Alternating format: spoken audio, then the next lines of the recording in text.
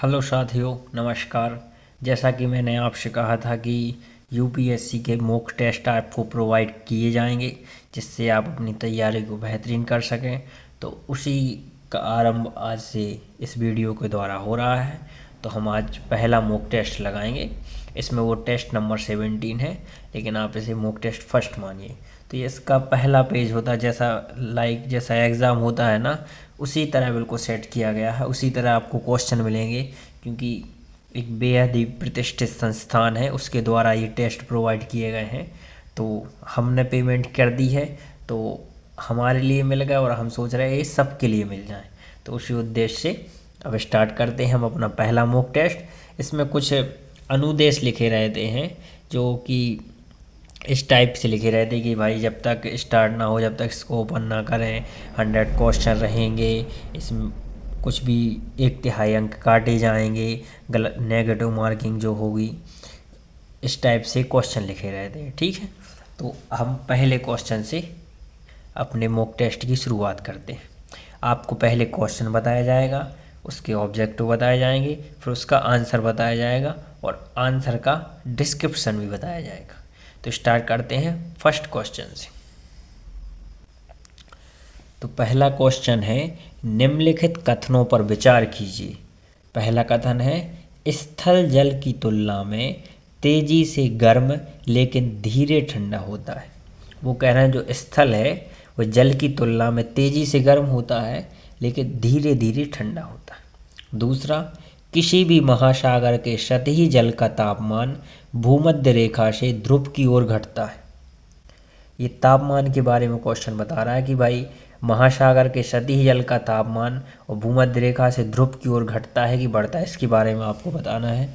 तीसरा कथन है, दक्षिणी गोलार्ध के महासागरों को उत्तरी गोलार्धों के महासागरों की तुलना में अधिक ऊष्मा प्राप्त होती है। और चौथा कथन है, स्थल से महासागरों की ओर बहने वाली पवनें तापमान में देशांतरीय अंतर का कारण बनती हैं। अब आपका बताना है कि इनका में से कौन सा सही है। तो आप बताइए, वीडियो को पॉज करके आप इसका आंसर देखिए और हम बताते हैं इसका आंसर क्या है। तो इसका आंसर है ऑप्शन सी, केवल 2 और 4। ये इसका आंसर है। इसका मतलब यह है कि पहला कथन जो बताया जा रहा है वो गलत है। इसका डिस्क्रिप्शन देखिए। महासागरीय जल भी स्थल की ही तरह सौर ऊर्जा से गर्म होता है। महासागरीय जल के तापन और शीतलन की प्रक्रिया स्थल की तुलना में धीमी होती है। मतलब जो जल होता है महासागरीय जल का, वो तापमान धीरे धीरे ठंडा गर्म होता है, धीरे धीरे ठंडा होता है। भूमध्य रेखा से ध्रुवों की ओर सतही जल का तापमान कम होता है क्योंकि सूर्य ताप की मात्रा ध्रुवों की ओर घटती है। तो ये कथन सही है।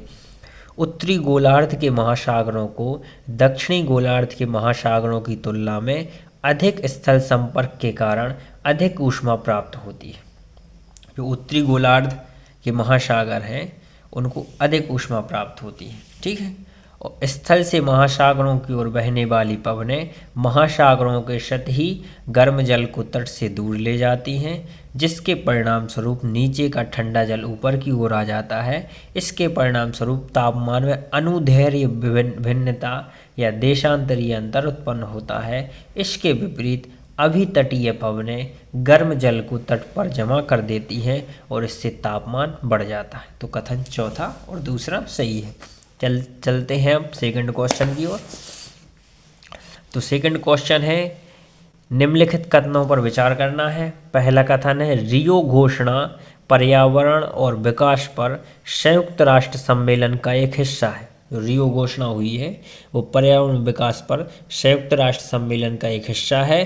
सेकंड है, पर्यावरण और विकास पर संयुक्त राष्ट्र सम्मेलन का उद्देश्य जीवाश्म ईंधन के उपयोग को प्रतिस्थापित करना है। तो इसका आंसर है 1 और 2 दोनों सही हैं इसके। कि पहला है जो रियो घोषणा थी वो संयुक्त राष्ट्र सम्मेलन का हिस्सा है, और पर्यावरण और विकास पर संयुक्त राष्ट्र सम्मेलन का उद्देश्य क्या था? जीवाश्म ईंधन के उपयोग को प्रतिस्थापित करना। आइए चलते हैं थर्ड क्वेश्चन की ओर। तीसरा क्वेश्चन है कि किफ़ायती परिवहन के लिए सतत विकास SATAT सतत के संबंध में निम्नलिखित में से कौन सा कथन सही नहीं है। किफ़ायती परिवहन के लिए सतत विकल्प के रूप में बताना है।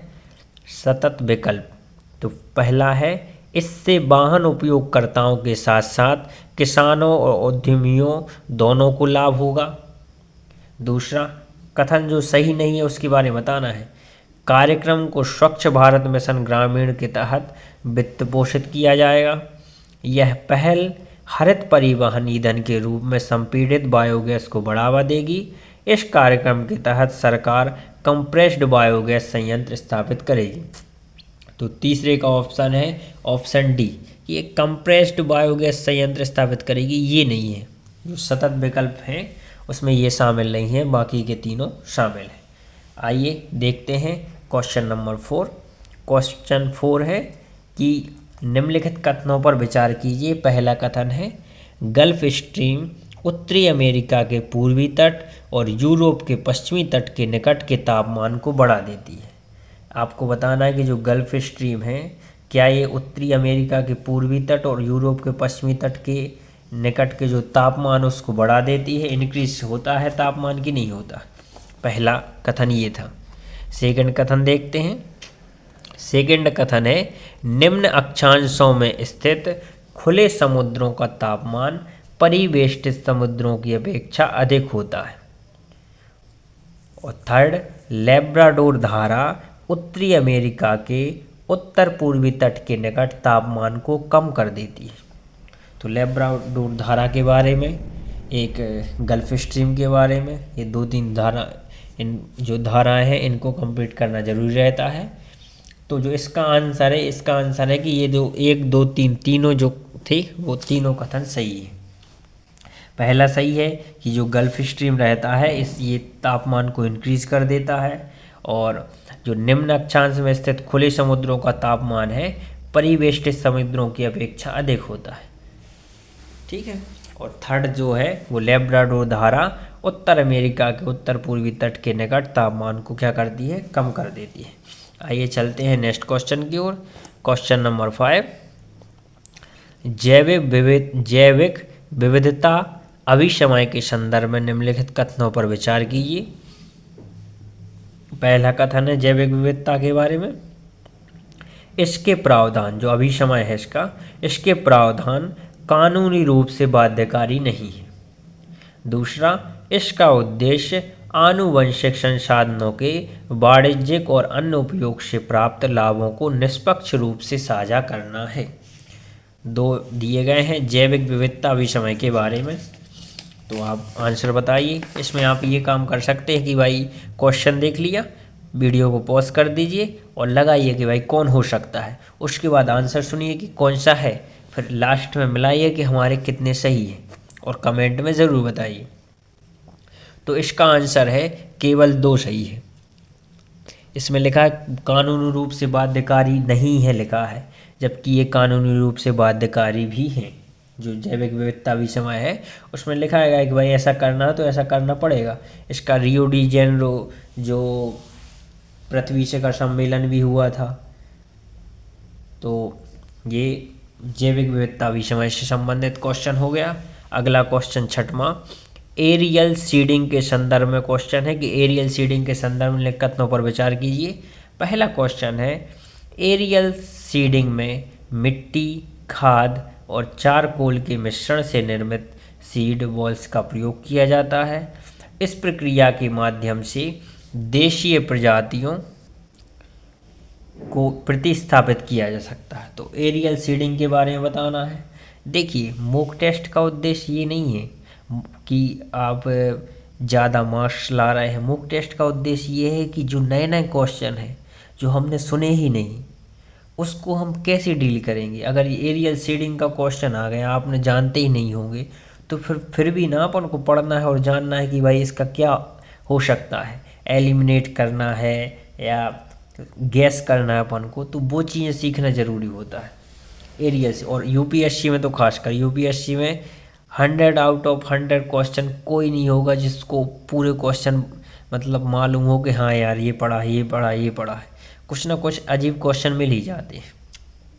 तो एरियल सीडिंग का जो क्वेश्चन है, तो मिट्टी, खाद और चारकोल के मिश्रण से निर्मित सीड बॉल्स का प्रयोग किया जाता है, ठीक है। इस प्रक्रिया के माध्यम से देशीय प्रजातियों को प्रतिस्थापित किया जा सकता है, ये भी ठीक है। तो 1 और 2 दोनों ठीक है इसके। अगला 7वां क्वेश्चन देखते हैं। 7वां क्वेश्चन है, महासागरीय जल में लवणता के संदर्भ में निम्नलिखित कथनों पर विचार कीजिए।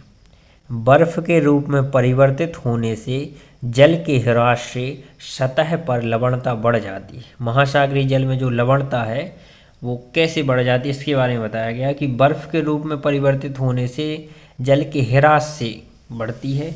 दूसरा क्या है, हेलोक्लाइन लवणता में तीव्र वृद्धि का क्षेत्र है, हेलोक्लाइन। तो ये दोनों ठीक है। हेलोक्लाइन लवणता में तीव्र वृद्धि का क्षेत्र भी है और जल के ह्रास से भी लवणता क्या होती है, बढ़ जाती है। आइए नेक्स्ट क्वेश्चन पर चलते हैं। क्वेश्चन नंबर 8 है, रामसर अभिसमय के संदर्भ में निम्नलिखित कथनों पर विचार कीजिए। जो रामसर अभिसमय था, आर्द्र भूमि के संरक्षण के लिए रूपरेखा प्रदान करता है। प्रत्येक वर्ष 2 फरवरी को विश्व आर्द्र भूमि दिवस के रूप में मनाया जाता है, ये आराम से मालूम होगा आप लोगों को। भारत का खिजड़िया वन्य जीव अभ्यारण्य रामसर स्थलों में शामिल किया गया नया स्थल है। तो ये तीनों राइट है, ये ध्यान रखना। खिजड़िया वन्य जीव अभ्यारण्य एक नया स्थल है जिसको रामसर में शामिल किया गया है। अगला क्वेश्चन देखते हैं।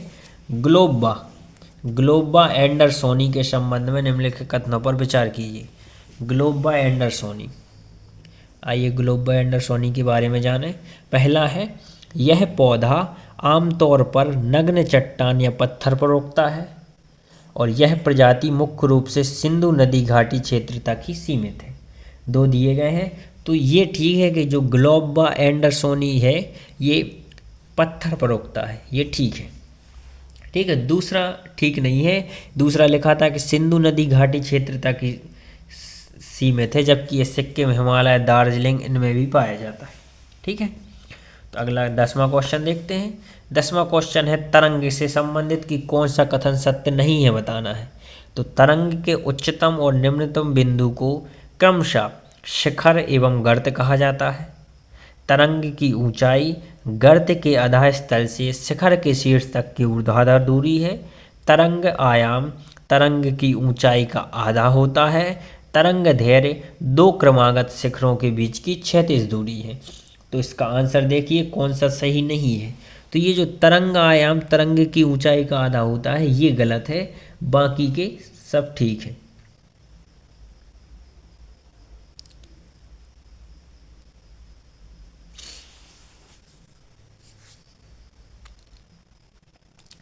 और इसमें एक बात और ध्यान रखिए कि जो तरंग गति की माप है समुद्री मील या नॉट में की जाती है। ठीक है, अगला क्वेश्चन 11वां क्वेश्चन देखते हैं।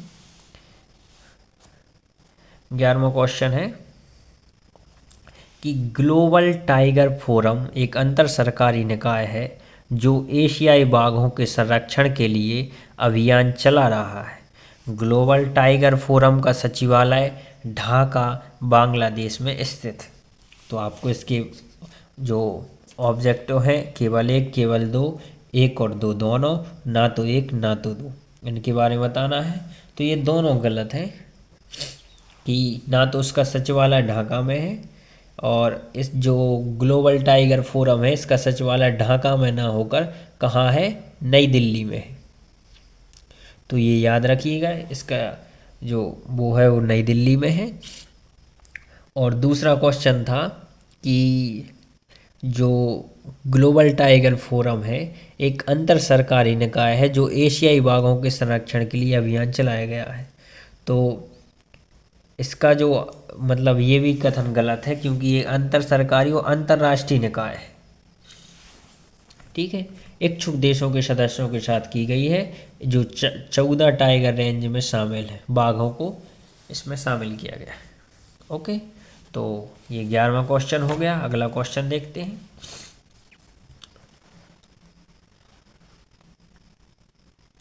12वां क्वेश्चन है, इलूशिव प्रिंस नामक तितली की एक नई प्रजाति की खोज निम्नलिखित में से किस राष्ट्रीय उद्यान में की गई? तो ये याद रखिए, इलूशिव प्रिंस क्या है? एक तितली है।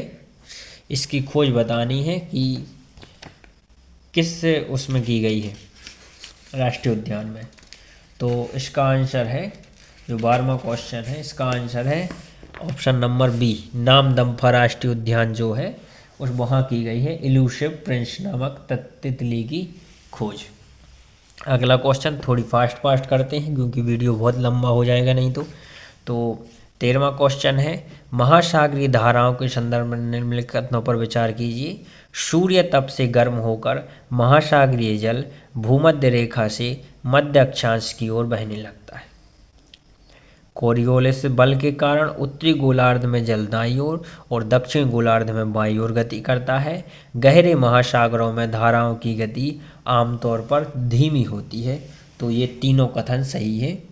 ये याद रखिएगा, जो कोरियोलिस बल है उसमें क्या होता है कि उत्तरी गोलार्ध में जल दाईं ओर और दक्षिणी गोलार्ध में बाईं ओर, क्योंकि इसमें कंफ्यूज हो सकते हैं, उत्तरी में दाईं, दक्षिण में बाईं।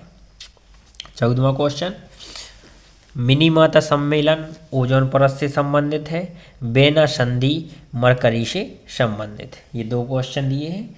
तो ये सही नहीं है क्योंकि मिनीमाता ओजोन परत से संबंधित नहीं, ये मरकरी से संबंधित था।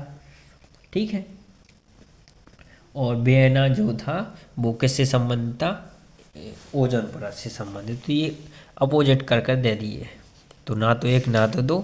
अगला क्वेश्चन 15वां है कि समाचारों में रहने वाले स्थान और देश किस देश में है? तो 4 स्थान हैं, भाषण 4, इदलिब, हागिया सोफिया और नागोर्नो काराबाख। बांग्लादेश, इराक, तुर्की और अजरबैजान। तो इनके बारे में बताना है कि कौन सा स्थान कहाँ पर है। तो इसका आंसर है डी, कि मतलब कौन कौन सुमेलित थे। तो इसमें पहला जो भाषण 4 है वो बांग्लादेश में है। उसके बाद हागिया सोफिया जो तुर्की में है, जो नागोर्नो काराबाख ये अजरबैजान में है। जो इदलिब है ये इसमें गलत दिया हुआ है कि ये इराक में है। ठीक है, बाकी ठीक है। 16वां क्वेश्चन देखते हैं, हमारे सौर मंडल के पहले 4 ग्रह आकार में छोटे क्यों हैं जबकि शेष बहुत बड़े हैं? अच्छा क्वेश्चन है ये, कि भाई स्टार्टिंग के 4 छोटे हैं, उसके बाद शेष बड़े हैं। तो पहला है, सूर्य से निकटता के कारण गैसें छोटे क्षेत्रों में संघनित हुई। सौर पवनों ने पार्थिव ग्रहों से गैस और धूल उड़ा दी। जोवियन ग्रहों के कम गुरुत्वाकर्षण बल के कारण गैसें बाहर नहीं निकल सकी। तो जो 16वां क्वेश्चन है ये इंटरव्यू में भी पूछ सकते हैं। तो जो केवल 2 जो है कि सौर पवनों ने पार्थिव ग्रहों से गैस और धूल क्या कर दी है? उड़ा दी थी, जिसके कारण वो छोटे हैं, क्योंकि गैस नहीं है तो जिससे वो छोटे हो गए। तो अगला क्वेश्चन देखिए, 17वां क्वेश्चन है, अंतर्राष्ट्रीय व्हेलिंग आयोग के बारे में बताना है। कि पहला है, इसका मुख्यालय जिनेवा स्विट्जरलैंड में स्थित है। इसका उद्देश्य व्हेलिंग उद्योग का व्यवस्थित विकास करना है। आयोग ने वाणिज्यिक व्हेलिंग के लिए जारी कैच लिमिट की शुरुआत की है। तो 17 का जो आंसर है वो 2 और 3 सही है। जो अंतर्राष्ट्रीय व्हेलिंग आयोग है ये जो व्हेलिंग उद्योग है इसका व्यवस्थित विकास करना है, और आयोग ने वाणिज्यिक व्हेलिंग के लिए 0 कैच लिमिट की क्या की है? शुरुआत की है। पहला गलत है, इसका जो मुख्यालय है ये कैम्ब्रिज में है, यूनाइटेड किंगडम में। तो ये कहाँ पर है? कैम्ब्रिज, यूनाइटेड किंगडम में। अगला क्वेश्चन देखते हैं, क्वेश्चन नंबर 18 है, भारत की जैव विविधता के संदर्भ में ग्रामेटोफिलम स्पेसियोसम और यूलोफिया ओबटूसा क्या है? तो इसको बताना है, ग्रामेटोफिलम स्पेसियोसम और यूलोफिया ओबटूसा क्या है? तो इसका आंसर है ये क्या है? पौधे हैं, ये पौधों के नाम है।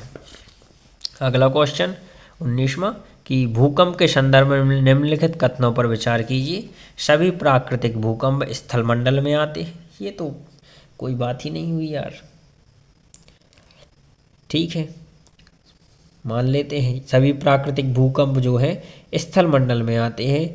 द्वितीयक तरंगें भूगर्भिक तरंगों की अपेक्षा अधिक विनाशकारी होती है। विवर्तनिक भूकंप भूकंप का सबसे सामान्य प्रकार है।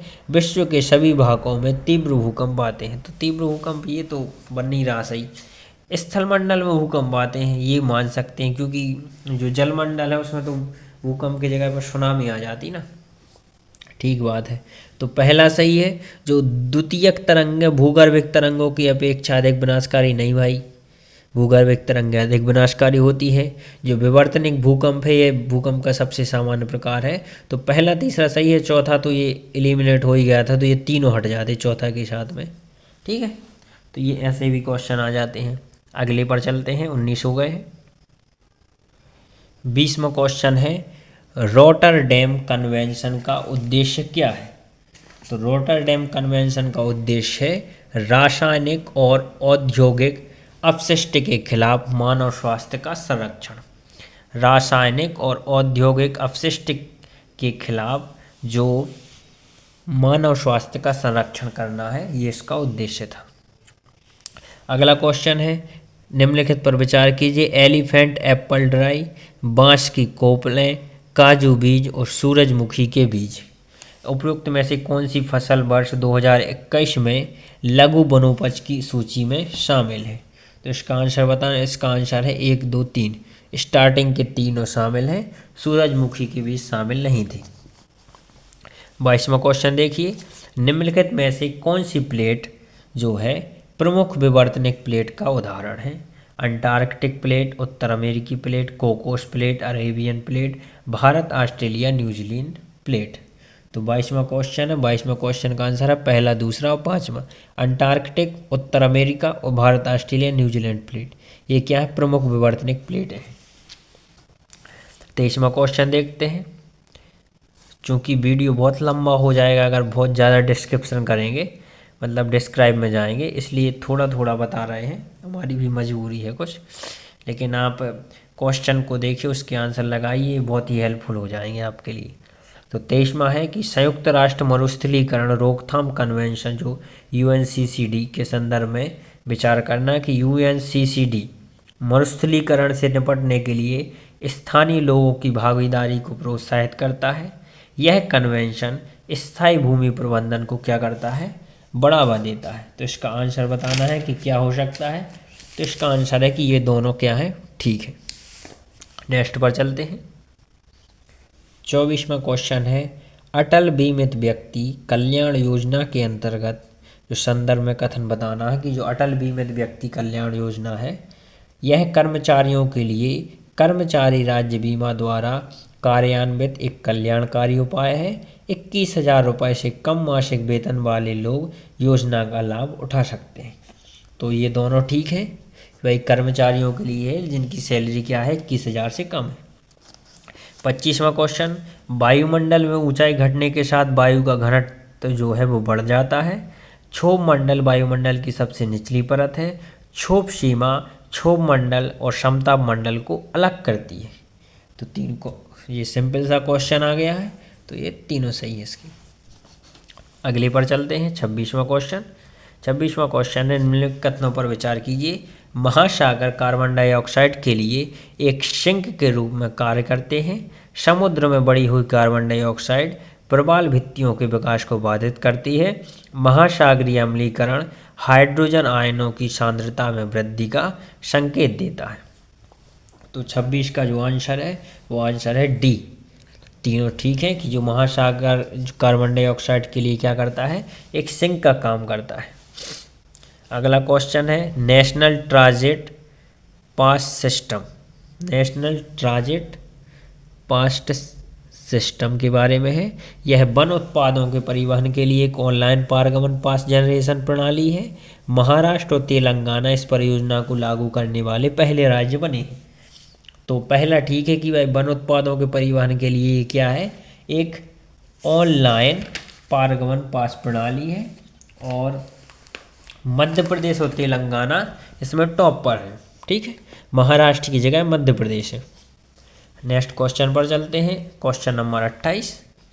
तो क्वेश्चन नंबर 28 है कि निम्नलिखित कथनों पर विचार करना है। 3 जनवरी के आसपास पृथ्वी सूर्य के सबसे निकट होती है। अप सौर पृथ्वी की वह स्थिति है जब पृथ्वी सूर्य के सबसे निकट होती है। देखो, अप दूर, उप पास, ये याद रखना।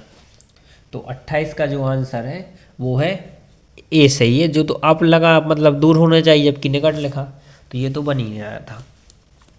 29वां क्वेश्चन है कि कार्बन पृथक्करण के संबंध में निम्नलिखित कथनों पर विचार कीजिए। भूगर्भिक कार्बन पृथक्करण में CO2 को द्रवित होने तक दबाया जाता है। जैविक कार्बन पृथक्करण में बड़े वृक्ष लगाए जाते हैं। तो 29 का आंसर जो है वो है सी, कि दोनों ठीक है। ये कार्बन पृथक्करण के बारे में बताया गया है। 30वां क्वेश्चन पर चलते हैं।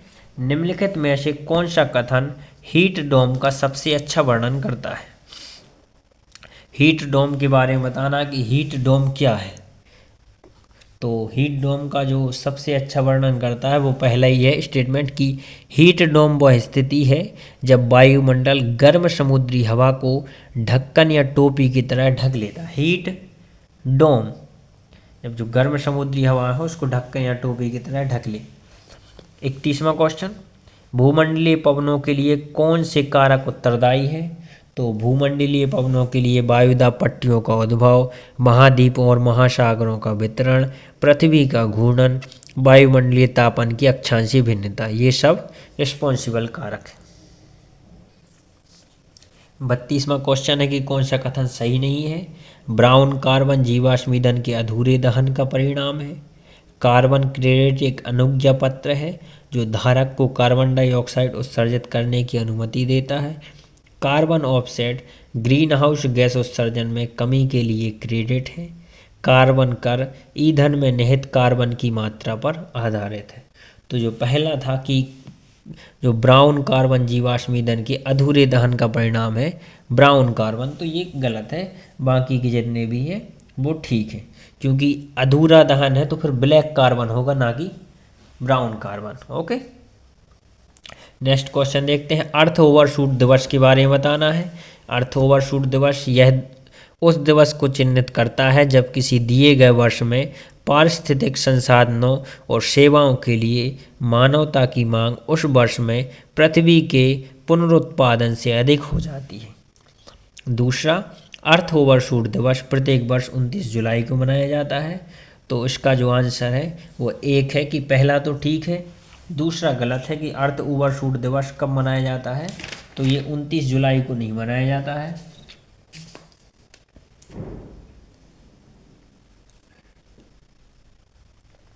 अर्थ ओवरशूट जो दिवस है उसमें क्या किया जाता है, जो पारिस्थितिक पदचिन्ह जो फुटप्रिंट होते हैं ना, उसमें 365 से मल्टीप्लाई करते हैं, उसके बाद जो आता है वो अर्थ ओवरशूट दिवस होता है। ठीक है, तो ये फिक्स नहीं है ये। अगले क्वेश्चन पर चलते हैं। 34वां क्वेश्चन है कि व्यापार के लिए अर्थव्यवस्थाओं को खोलना व्यापार उदारीकरण के रूप में जाना जाता है। दूसरा, डंपिंग मुक्त व्यापार अर्थव्यवस्था का परिणाम है। General agreement on trade and tariff का गठन देशों के बीच मुक्त व्यापार को बढ़ावा देने के लिए किया गया है। तो ये तीनों क्वेश्चन सही है। ये तो आपने पढ़ा होगा ट्रेड एंड टैरिफ के बारे में। अगला क्वेश्चन है जियो इंजीनियरिंग के बारे में। तो जियो इंजीनियरिंग का उद्देश्य पृथ्वी के तापमान को कम करना है। अंतरिक्ष में दर्पण को स्थापित करना ग्रह को ठंडा रखने का एक क्या है, माध्यम है। तो 35 का आंसर दोनों ठीक है। जियो इंजीनियरिंग से पृथ्वी के तापमान को कम किया जा रहा है, इस टाइप में जियो इंजीनियरिंग की जाती है। अगला क्वेश्चन 36वां क्वेश्चन।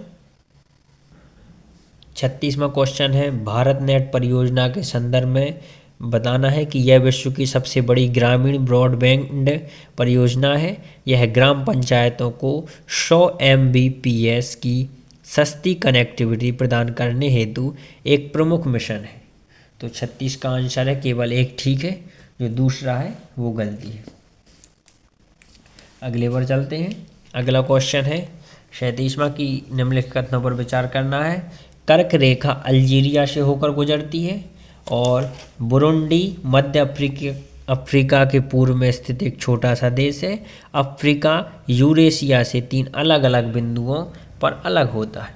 ये 3 फैक्चुअल क्वेश्चन टाइप का है और तीनों ठीक है कि अल्जीरिया से होकर जाती है कर्क रेखा, अफ्रीका के पूर्व में स्थित एक छोटा सा देश बुरुंडी है, और अफ्रीका यूरेशिया से 3 अलग अलग बिंदुओं पर क्या होती है, अलग होती है। 38वां क्वेश्चन देखिए, निम्नलिखित में से कौन सी घटनाएं जो हैं वो वैश्विक जलवायु परिवर्तन का प्रभाव है?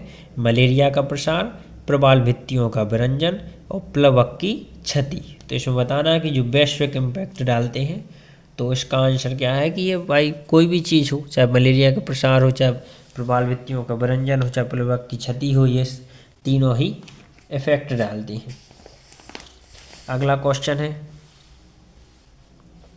सूचना प्रौद्योगिकी अधिनियम की धारा 66(1) के संदर्भ में निम्नलिखित कथनों पर विचार कीजिए। यह संचार उपकरण के माध्यम से घृणास्पद संदेश भेजने की सजा को परिभाषित करता है।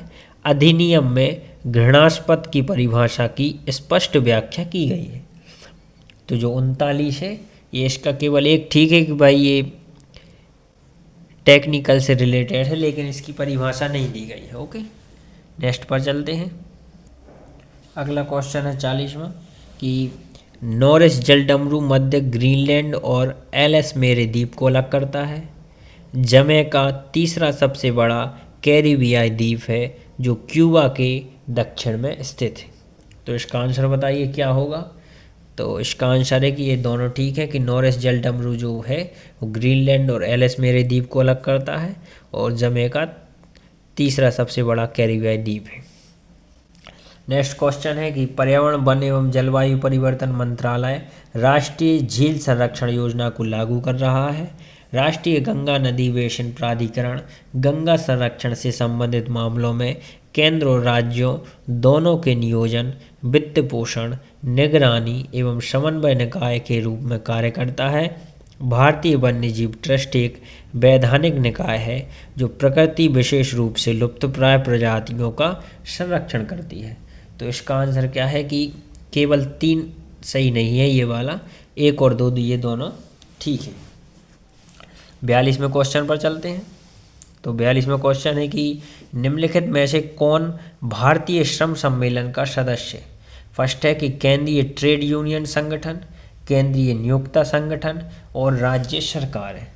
तो इसका आंसर है कि तीनों जो है ये भारतीय श्रम सम्मेलन के क्या है, सदस्य। 43वां क्वेश्चन देखते हैं कि मृदा के संदर्भ में निम्नलिखित कथनों पर विचार कीजिए। मूल सेल मृदा के रंग और पारगम्यता का निर्धारण करते हैं। जो मूल सेल हैं मृदा के रंग और पारगम्यता का निर्धारण करते हैं। जो शेल्टर बेल्ट मृदा को संरक्षित करने की एक प्रक्रिया है जिसमें जल के प्रवाह को धीमा करने के लिए चट्टानों का ढेर लगाया जाता है। तो जो पहला कथन है मूल सेल मृदा के रंग को पारगम्यता का निर्धारण करते हैं, ये ठीक है। सेकंड जो क्वेश्चन था शेल्टर बेल्ट के बारे में वो गलत था। तो इसका हो गया केवल 1। अब चलते हैं नेक्स्ट क्वेश्चन। तो नेक्स्ट क्वेश्चन है राष्ट्रीय जैव विविधता प्राधिकरण के बारे में कि इसे भारतीय जैविक विविधता अधिनियम को लागू करने के लिए वर्ष 2002 में स्थापित किया गया था।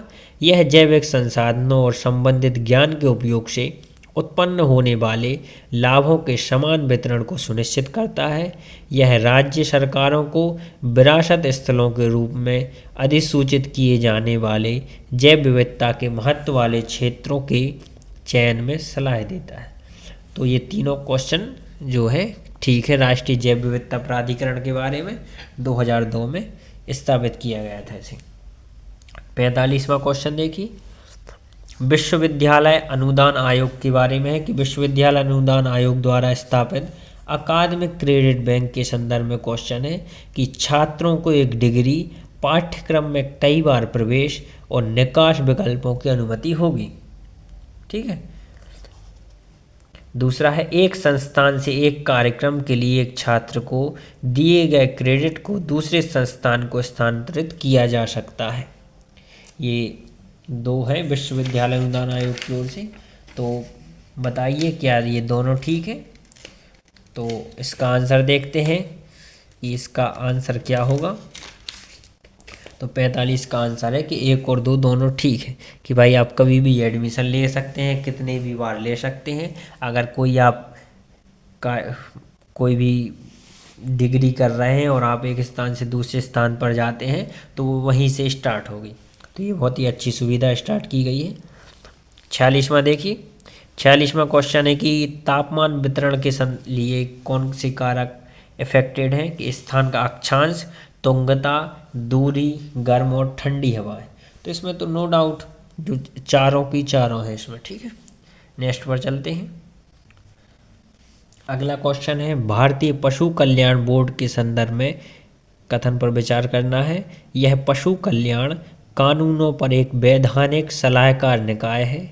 इसका मुख्यालय चेन्नई में स्थित है और यह पशु कल्याण संगठनों को वित्तीय सहायता और अन्य सहायता प्रदान करता है। तो ठीक है, ये याद रखिए कि इसका जो मुख्यालय है वो कहाँ है, चेन्नई में। अगला है इंक्लूसिव फ्रेमवर्क टैक्स डील की निम्नलिखित में से किस निकाय द्वारा की गई पहल है?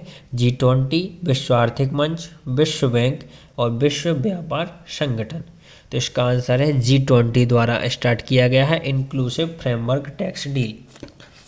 अगला क्वेश्चन है कि निम्नलिखित कथनों पर विचार करना है। एक विवर्तनिक प्लेट महाद्वीपीय और महासागरीय स्थल मंडल दोनों से मिलकर बनी होती है। विवर्तनिक प्लेट क्षैतिज रूप से दुर्बलता मंडल पर चलायमान होती है। तो इसका आंसर बताइए। ये सिंपल सा क्वेश्चन था कि इसके दोनों ठीक है। जो विवर्तनिक प्लेट है जो महाद्वीपीय और महासागरीय स्थल मंडल दोनों से मिलकर बनती है और जो दुर्बल मंडल है उस पर ये चलायमान होती है। 50वें क्वेश्चन पर आ गए हैं अपन अब कि भारतीय मानक ब्यूरो इको मार्क योजना का संचालन कर रहा है। शहरी सेवा पर्यावरण रेटिंग प्रणाली को ऊर्जा और संसाधन संस्थान द्वारा कार्यान्वित किया जाता है। तो इसका आंसर बताइए, इसका आंसर क्या होगा?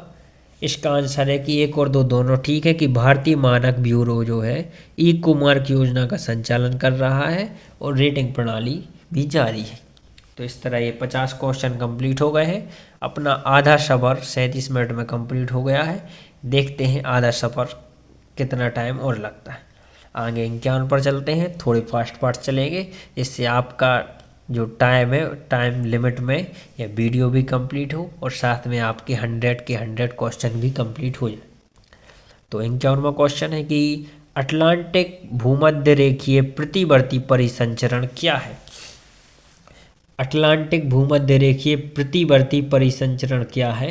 इसके ऑप्शन है महासागरीय धाराओं की एक बड़ी प्रणाली जो उष्णकटिबंध से गर्म जल को उत्तर की ओर उत्तरी अटलांटिक में ले जाती है।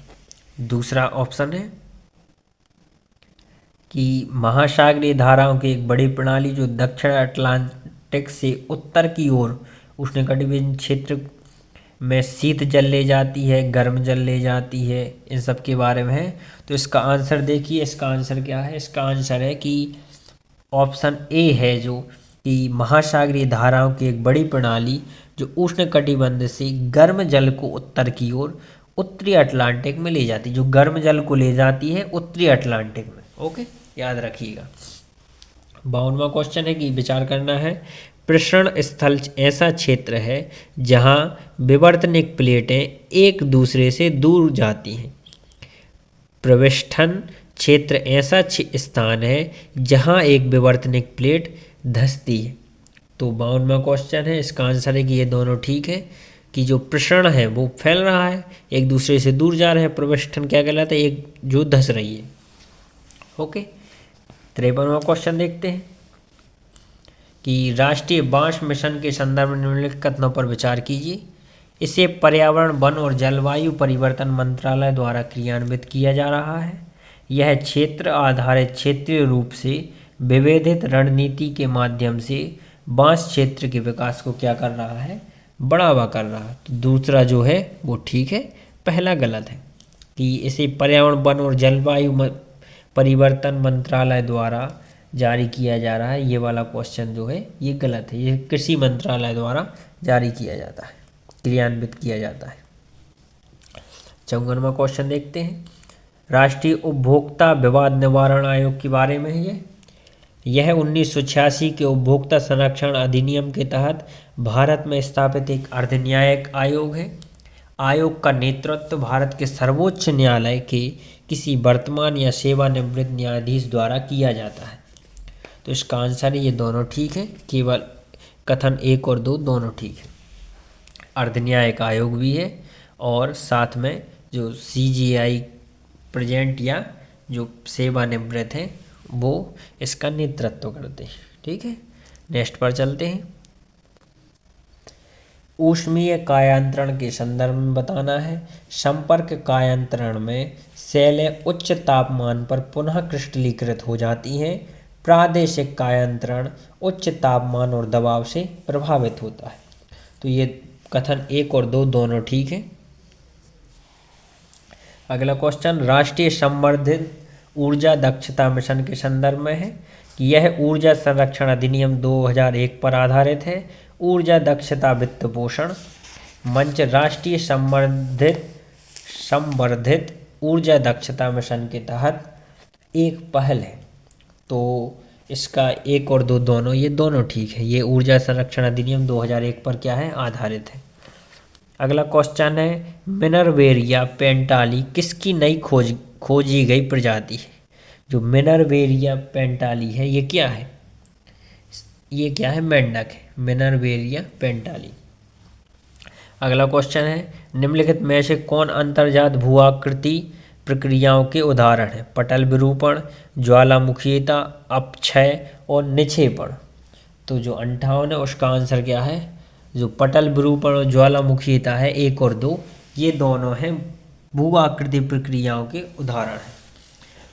59वां क्वेश्चन देखिए ऊर्जा दक्षता ब्यूरो जो है BEE के संबंध में बताना है कौन सा कथन सही नहीं है। ऊर्जा दक्षता ब्यूरो पर्यावरण वन और जलवायु परिवर्तन मंत्रालय के तहत क्या है, एक वैधानिक निकाय है। तो यही गलती है कि भाई ये वैधानिक निकाय नहीं है, ये क्या है, संवैधानिक निकाय है। अगले पर चलते हैं।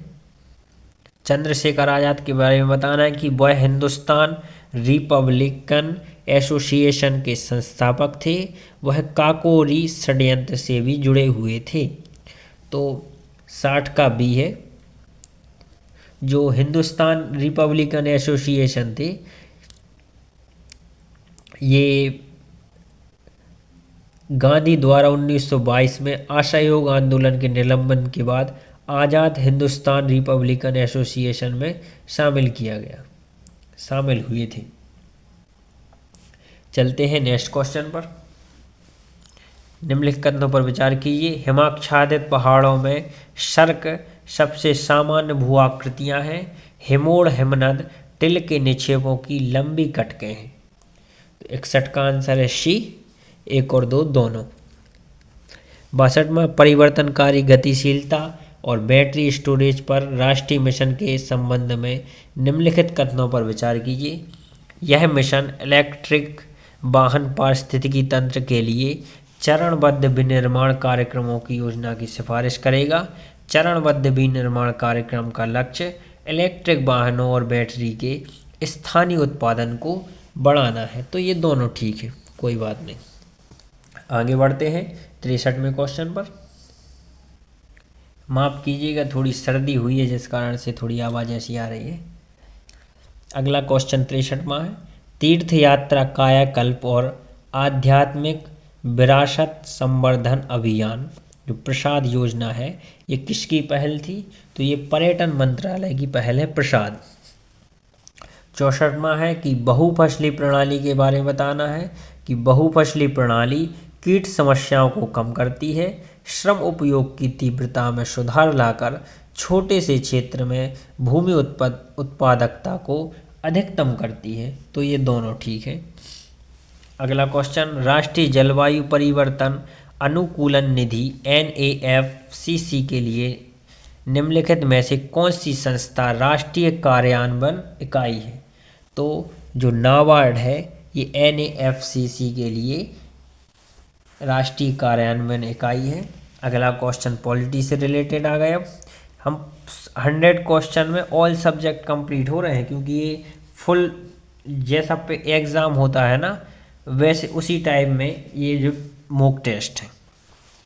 तो दल बदल विरोधी कानून के संदर्भ में निम्नलिखित कथनों पर विचार करना है। इसे 52वें संविधान संशोधन अधिनियम द्वारा संविधान में शामिल किया गया। ठीक है। यह कानून सांसदों और विधायकों पर भी लागू होता है। ठीक है।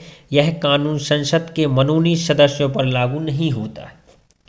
तो 66 का आंसर क्या है कि भाई दोनों तो ठीक हैं, लेकिन जो तीसरा है ये मनोनीत सदस्य सब पर लागू हो रहा। भाई किसी को कैसे ऐसे जाने देंगे। अगला क्वेश्चन देखते हैं। ये अगला क्वेश्चन है कि कदन्न जो मिलेट्स के संबंध में बताना कि कौन सा कथन क्या नहीं है, सही नहीं है। तो जो कथन डी है, रागी ज्वार और बाजरा सामूहिक रूप से कदन्न के रूप में जाने जाते हैं, ये गलत है। बाकी की ठीक है कि ये पौष्टिकता के मामले गेहूं और चावल से बेहतर होते हैं। निम्न कार्बन और जल फुटप्रिंट होता है। ये जीवन शैली की समस्या और मोटापे और मधुमेह जैसी स्वास्थ्य चुनौतियों से निपटने में क्या करते हैं, मदद करते हैं। अगला क्वेश्चन है, प्रदर्शन उपलब्धि और व्यापार योजना के संदर्भ में बताना है। ऊर्जा बचत प्रमाण पत्र प्रदर्शन उपलब्धि और व्यापार योजना का हिस्सा है। प्रदर्शन उपलब्धि और व्यापार बड़े ऊर्जा गहन उद्योगों में ऊर्जा दक्षता को क्या करते हैं, प्रोत्साहित करते हैं। तो इसको बताना इसका आंसर क्या होगा। तो ये दोनों ठीक है प्रदर्शन उपलब्धि के बारे में। तो 69वें क्वेश्चन पर आ गए हैं कि मंत्रिपरिषद सामूहिक रूप से प्रधानमंत्री के लिए उत्तरदायी होती है। मंत्रिपरिषद द्वारा राष्ट्रपति को दी गई जो सलाह है वो न्यायिक जांच के अधीन नहीं है। तो ये तो सरासर गलत है कि भाई सिर्फ ये जो मंत्रिपरिषद है सिर्फ ये प्रधानमंत्री के लिए उत्तरदायी होगी। ठीक है। तो जो 68वां क्वेश्चन है कि 69वां क्वेश्चन है कि इसका आंसर है केवल 2। जो मंत्रिपरिषद द्वारा राष्ट्रपति को दी गई सलाह जो है न्यायिक जांच के अधीन नहीं होती, जबकि जो पहला था कि केवल यह प्रधानमंत्री के लिए वो है क्या कहलाता उत्तरदायी है, तो ये वाला रॉन्ग है। ये लोकसभा के प्रति उत्तरदायी होती है।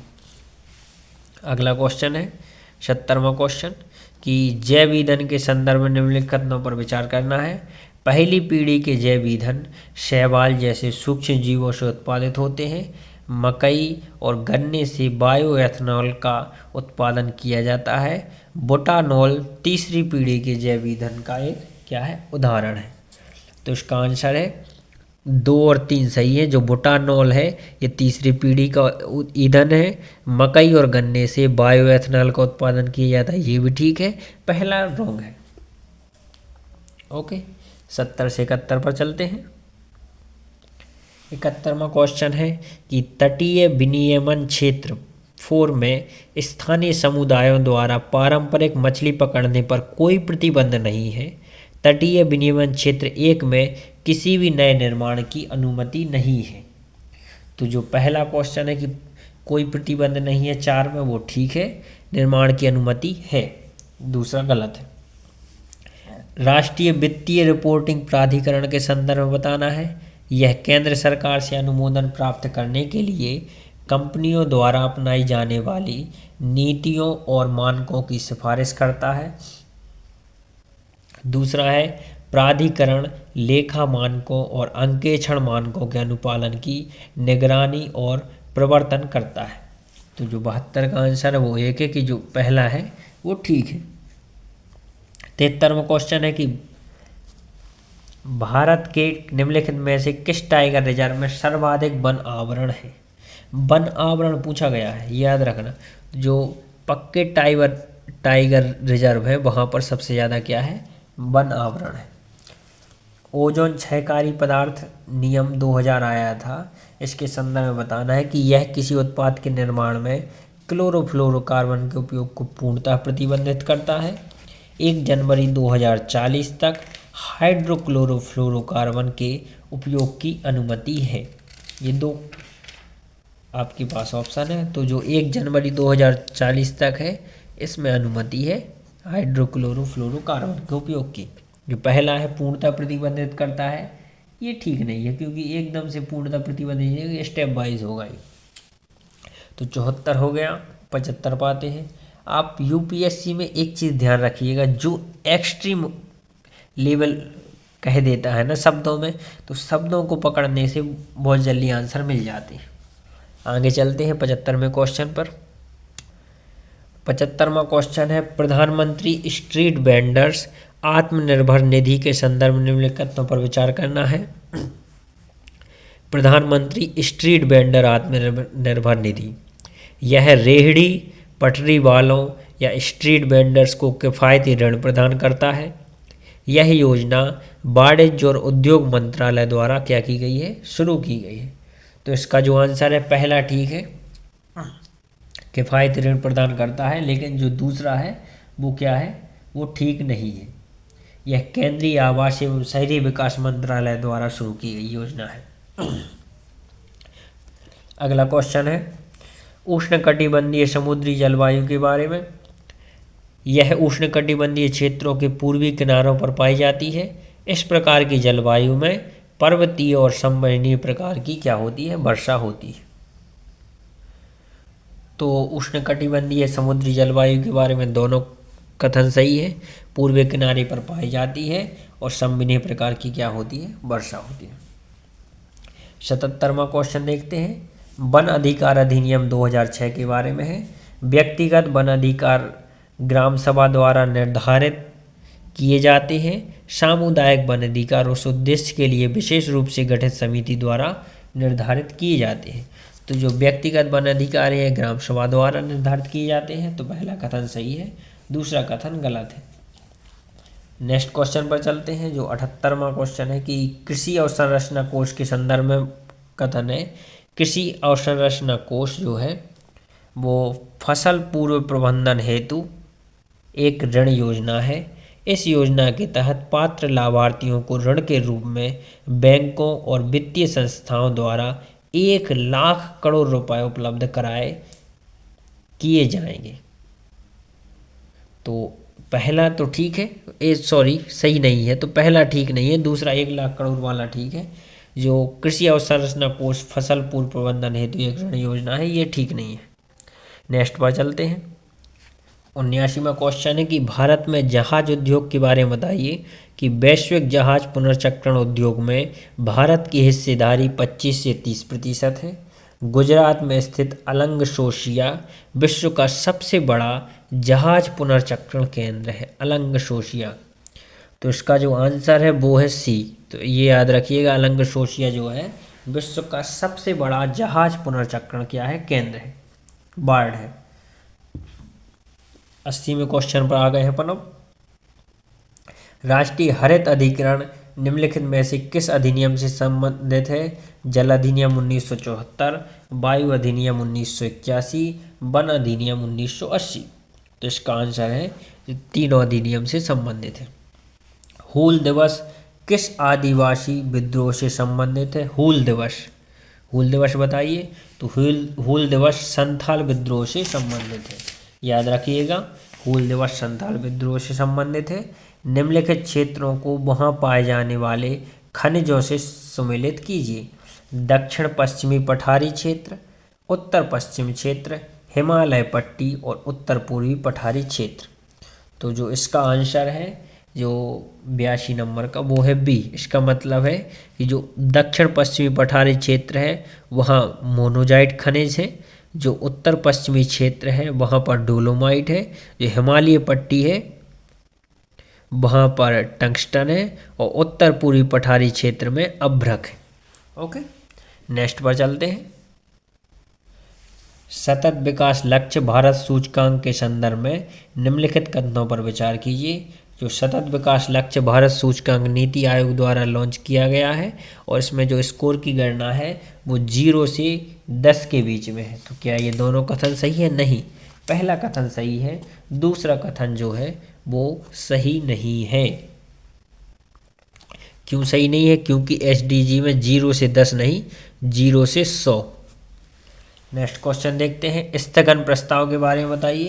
तो स्थगन प्रस्ताव केवल लोकसभा में प्रस्तुत किए जाते हैं, प्रस्ताव को स्वीकार करने के लिए 100 सदस्यों का समर्थन आवश्यक होता है। प्रस्ताव की चर्चा कम से कम 3 घंटे की होनी चाहिए।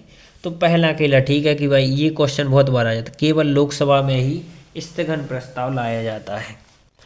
दूसरा और तीसरा ठीक नहीं है, इसमें 100 नहीं 50 सदस्यों की समर्थन चाहिए पड़ता है और कम से कम 2 घंटा 30 मिनट मतलब 2.5 घंटे की बहस होनी चाहिए। 85वां क्वेश्चन है, निम्नलिखित शहरों को पूर्व से पश्चिम की दिशा में व्यवस्थित करना है। तो पूर्व में सबसे पहले आएगा कीव, फिर उसके बाद मैड्रिड, फिर उसके बाद पेरिस और सबसे लास्ट में रोम। 86वां क्वेश्चन देखते हैं, सहकारी समितियों के संदर्भ में क्वेश्चन है कि 97वें संविधान संशोधन अधिनियम सहकारी समितियों से संबंधित है और सहकारी समितियां बनाने का अधिकार एक क्या है, मौलिक अधिकार है। तो 1 और 2 दोनों ठीक है, कोई दिक्कत नहीं इसमें। आगे चलते हैं। 87वां क्वेश्चन है कि भारतीय संविधान एक निश्चित संसदीय कैलेंडर का प्रावधान नहीं करता है। सरकार के पास संसद का सत्र बुलाने की क्या है, शक्ति है। तो 1 और 2 दोनों ठीक है कि निश्चित कैलेंडर भी नहीं है और शक्ति भी है उसके बाद। 88वां क्वेश्चन है कि कौन सा देश एजियन सागर के साथ सीमा साझा करता है। तो एजियन सागर के साथ जो सीमा साझा करने वाले देश हैं उनके नाम है ग्रीस और तुर्की, ये दोनों करते हैं। तो 1 और 3 ठीक है। आगे बढ़ते हैं कि लोकपाल की अवधारणा संयुक्त राज्य अमेरिका से ली गई थी और लोकपाल के पास प्रधानमंत्री और अन्य कैबिनेट मंत्रियों की जांच करने का भी अधिकार है। तो ये ठीक है कि भाई प्रधानमंत्री और अन्य कैबिनेट मंत्रियों की भी जांच कर सकते हैं, लेकिन यह जो है लोकपाल की अवधारणा संयुक्त राज्य अमेरिका से नहीं जबकि स्वीडन से ली गई थी। तो ये याद रखिएगा आप लोग। नेक्स्ट पर चलते हैं। अराट, कार्मेल और टैगोर निम्नलिखित में से किससे संबंधित हैं।